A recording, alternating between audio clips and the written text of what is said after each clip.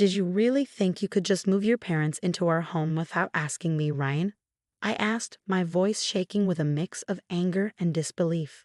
Ryan, my husband of 6 years, looked up from his laptop with a smirk I had grown to hate. Oh, Amelia, don't be so dramatic. It's just for a while. Besides, it's not like you have a say in this. His words felt like a slap in the face. The house, a lovely two-story in a quiet suburb, wasn't just any house. It was the home my grandparents had left me, the place where I wanted to raise our son Lucas, away from the negativity of Ryan's family. You do remember that this house is in my name, right? I shot back, my hands clenched into fists at my sides. Ryan's smug look faded, replaced by a hint of uncertainty. Our 2-year-old son Lucas wandered into the room, oblivious to the tension. I forced a smile for him. As he reached up to me with his chubby hands, I picked him up and kissed his forehead, trying to calm down.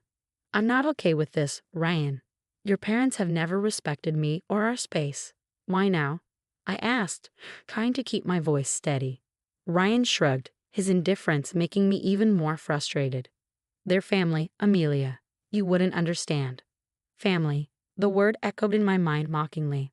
My own family, who ran a small but beloved coffee shop in town, had always been my safe haven. They were nothing like Ryan's controlling, overbearing parents. The doorbell rang, interrupting our standoff. Through the peephole, I saw them, Ryan's parents, suitcases in tow, ready to invade our life. My heart sank. Fine, Ryan, let them in.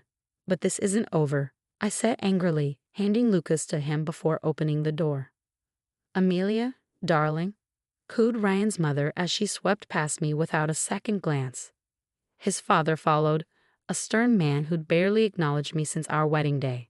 As they made themselves comfortable in my living room, I felt a familiar sense of intrusion. This was just the beginning, I realized. But as I watched them, something inside me changed. I was done being the compliant daughter-in-law, bending to their whims. I retreated to the kitchen, my mind racing.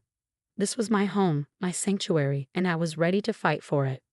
The following days became a blur of unwanted changes. Ryan's mother, Elaine, had a knack for making herself overly present, which felt suffocating. She rearranged my kitchen, criticized my parenting, and acted as if our home belonged to her. Lucas shouldn't be eating that, Amelia. It's not healthy, Elaine scolded one morning as I prepared Lucas's breakfast. I held back a sharp reply, feeling her judgment like a slap. He's fine, Elaine. It's just cereal. She sighed, shaking her head. In our house, we believe in a proper diet. You really should learn. Her remarks felt like tiny jabs, wearing down my patience. Ryan, as usual, was no help, lost in his work and unaware of the growing tension. One evening, as I was putting Lucas to bed, Elaine barged into his room. He's still not sleeping through the night. You must be doing something wrong. Her words felt like a slap, making me doubt my abilities as a mother. I'm doing my best, I snapped back, unable to hide my frustration. Elaine's eyes narrowed. Clearly, your best isn't good enough. Maybe if you had a real job and some structure in your life. Anger surged through me. This is my house, Elaine. You're a guest here, remember that. Her laugh was cold. Oh dear, Ryan never mentioned how delusional you are. This is his house too, and as his mother, I have every right to be here. The next day, I reached my limit. I found Elaine in Lucas's room, going through his drawers. What do you think you're doing? I demanded, my voice shaking with anger. I'm just organizing. This room is a mess, she replied, not even bothering to look at me. That's it. I want you out of my house now, I exclaimed, feeling a mix of fury and desperation. Elaine turned to face me, her expression one of mock surprise. Your house? Oh, sweetie, you're just the wife. This is Ryan's house too, and he wants us here. I stormed out of the room, my mind swirling with thoughts, Ryan's betrayal, Elaine's intrusion, and how they ignored my feelings. It was too much. I was tired of being pushed around, tired of my home being invaded by people who didn't respect me. That night, as I lay in bed, a plan started forming in my mind.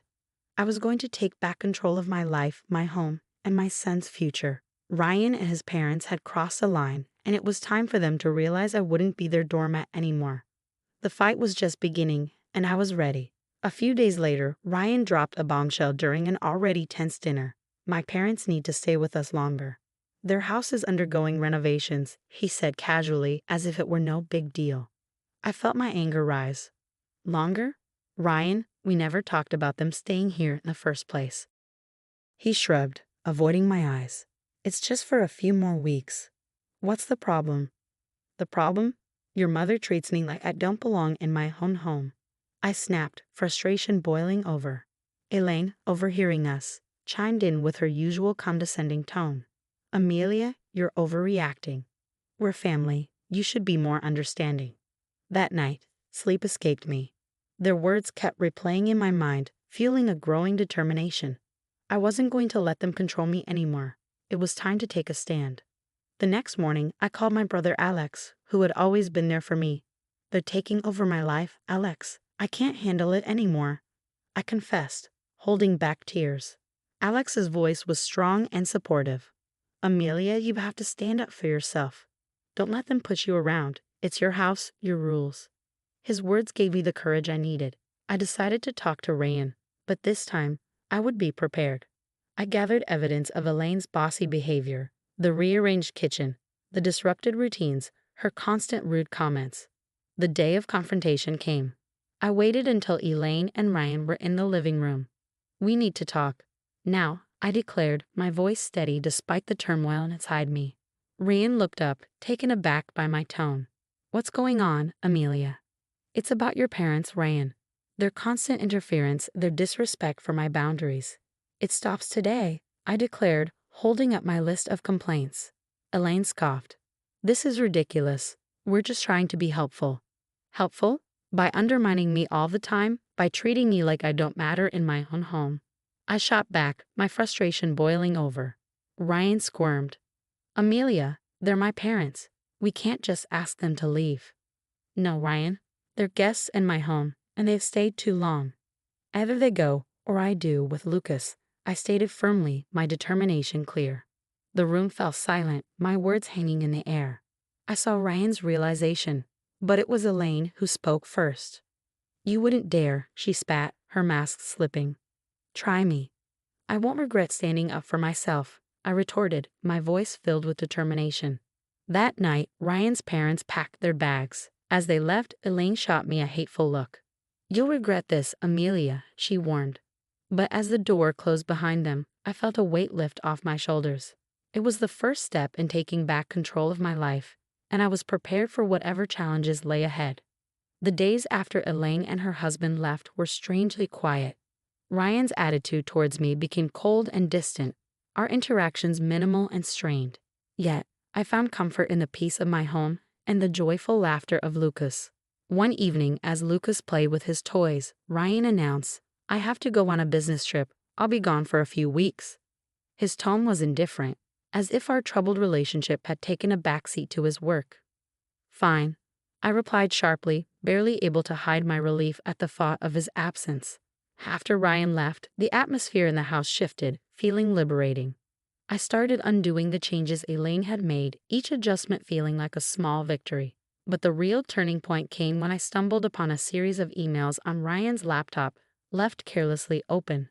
They revealed an affair, a betrayal that cut deeper than any of his mother's snide remarks. Anger, hurt, and a sense of betrayal swirled inside me. I knew it was time for Ryan to face the consequences.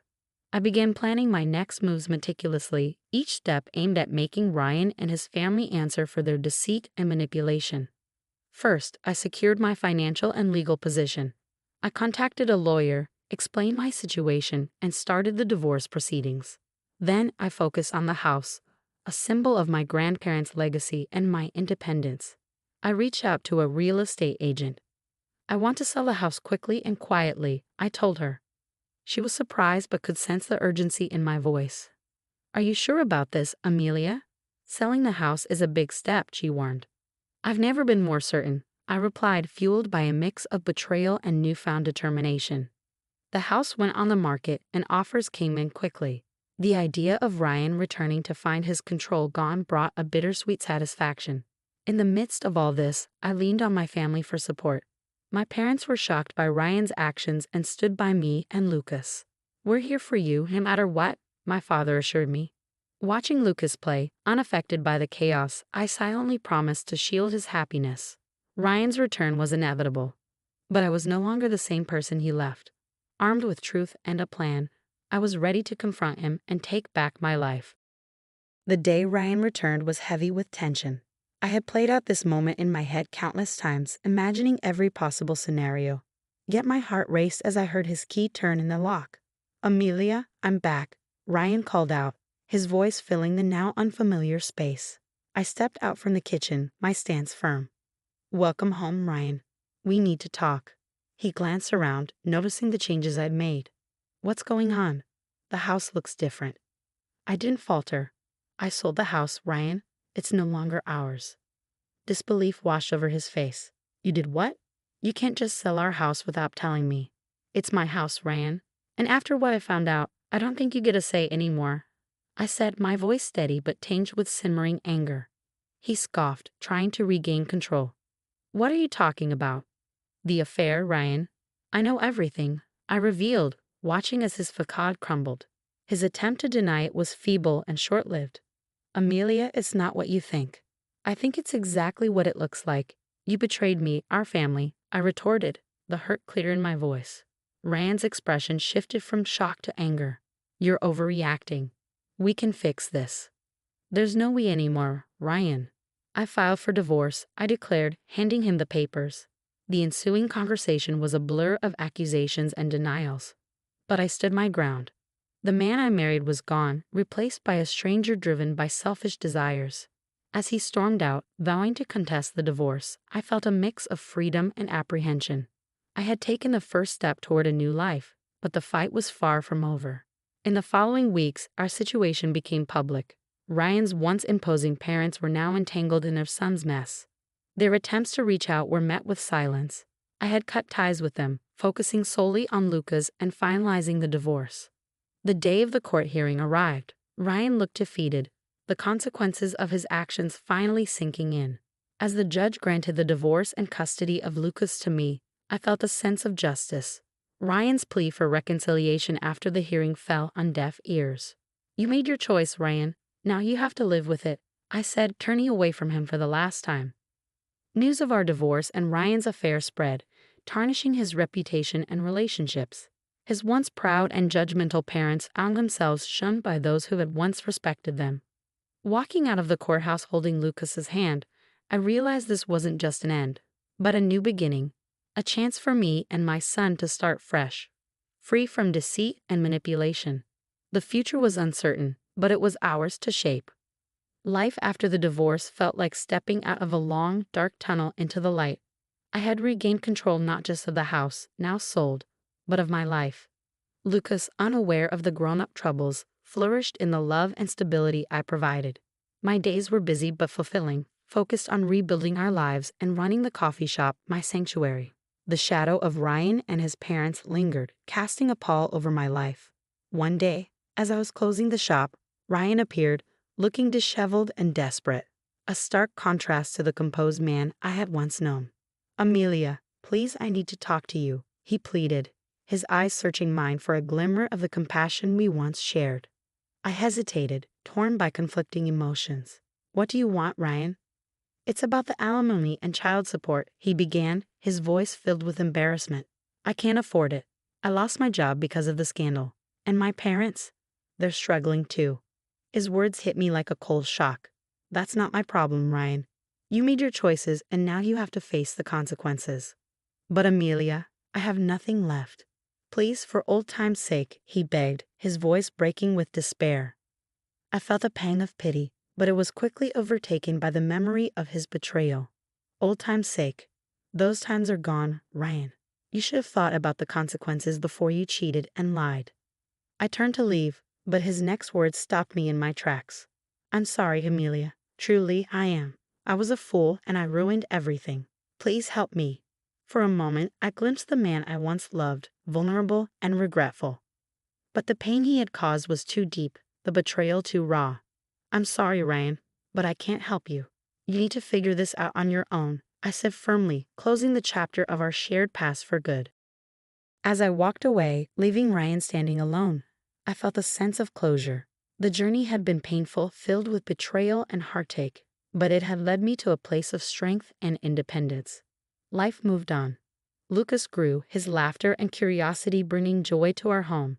The coffee shop thrived, becoming a place of warmth and community. And as for me, I found contentment in simple pleasures: the aroma of fresh coffee, the sound of Lucas's giggles, and the support of loved ones. Rain and his parents became distant memories, their legacy a reminder of the consequences of betrayal. My journey taught me resilience and the importance of standing up for oneself. As I locked the shop that evening, I looked up at the sky, its hues signaling the end of another day. I smiled, holding Lucas's hand tightly. Our future was uncertain, but it was bright.